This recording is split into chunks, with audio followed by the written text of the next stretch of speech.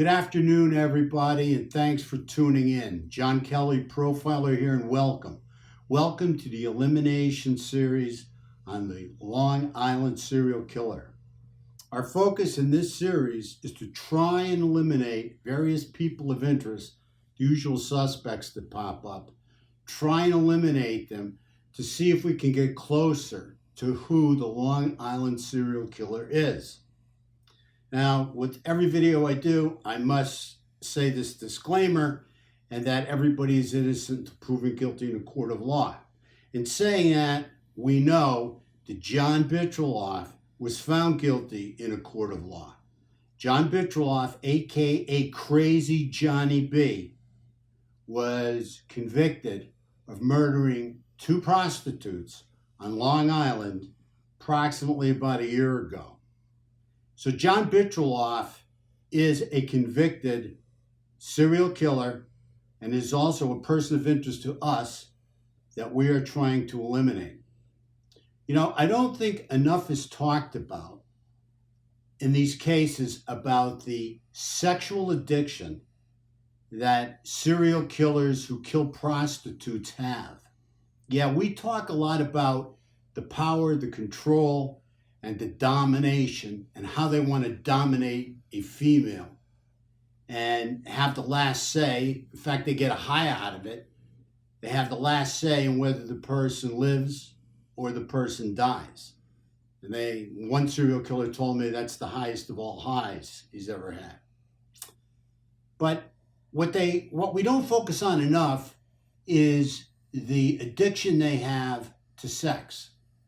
These guys, believe me when I tell you, are so addicted to sex, and especially with serial killers that are out there murdering prostitutes.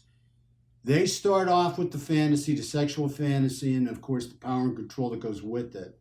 But then, they start to become peeping Toms, look through windows, try to see women undressing, move on internet porno, or porno back in the day anywhere they could get it or read it, magazines where they could look at it. And eventually they move on to prostitution and get up close and personal with the girls walking the street. Now, this is very important because what a lot of people don't understand is that the vast majority of serial killers, in fact, any serial killer I've ever heard of that has focused on prostitutes as their victims, has always habituated with prostitutes. They are with prostitutes all the time. They are consistently with prostitutes every chance they get. They are addicted to the sex. And the vast majority of dates that they have or go on with the girls, they don't kill. So many of the women that they go on dates with are left alive for whatever reason. They do kill, but they only kill certain times and certain dates, and that's always up in the air as the reason why. They don't kill every time out. Even Gary Ridgway, who was found guilty of 49 murders in Green River, and I must say I was honored to work the Green River case and to have consulted on that case, and I can't tell you a finer task force I've ever seen. Kudos to the complete Green River task force. No one person was the victor. The whole task force, the members that are alive and dead, they were the victors in this.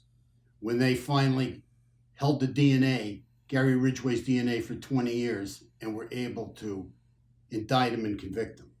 But even Gary Ridgway, who was convicted of 49 murders and who bragged about over 70, didn't kill every time out. So you can imagine how many dates he had, how addicted he was to sex and prostitution, but he did not kill every time out. Many of the girls are alive that he went out with. I don't know if they're alive today, but they were left alive when they left him. There were only select girls at certain times were killed and were his victims. So you can imagine him being convicted of 49 and admitting and bragging about 75. How many dates this guy must have went on over 25 years. So I believe this is true with the Long Island serial killer. I believe we have to go back to the early cases, the early days before the internet. And some of these bodies were laying out there for many, many years. We've got the torso of Jane Doe number 3 found over in Rockville Center many, many, many years before it was connected to the toddler on Jones Beach State Park. I really believe these are the pearls to solving this case. I really believe if we can find out who Jane Doe number 3 was, we're going to find out that she was a street girl. And we're going to find out that she had a baby. And there's people out there, I'm sure, that know of her and know who she is. That's why the Long Island serial killer went to such great lengths to try and hide her.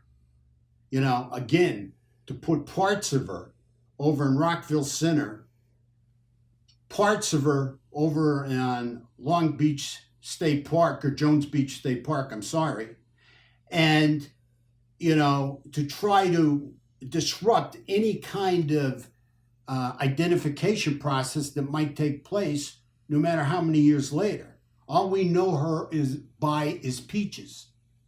The name that was tattooed on her was Peaches. That's what we know her by. The point I'm trying to make is, by him going to those great lengths to try and hide her identification and hide the identification of the poor baby, the toddler. And believe me, this guy's a complete animal. He's a complete sadistic animal that would kill the mother and kill the baby. And we don't even know if he killed the baby and had the mother watch and then killed the mother. We don't know. But we know he's a sadist and we know he's an animal. Okay?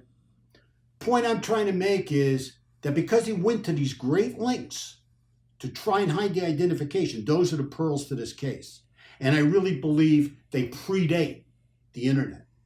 So what we need to do is we need to focus, and I'm sure law enforcement's really moving in this direction. And kudos to law enforcement for them being able to make the connection between Jane Doe number 3 and her baby, the toddler that was found. Okay?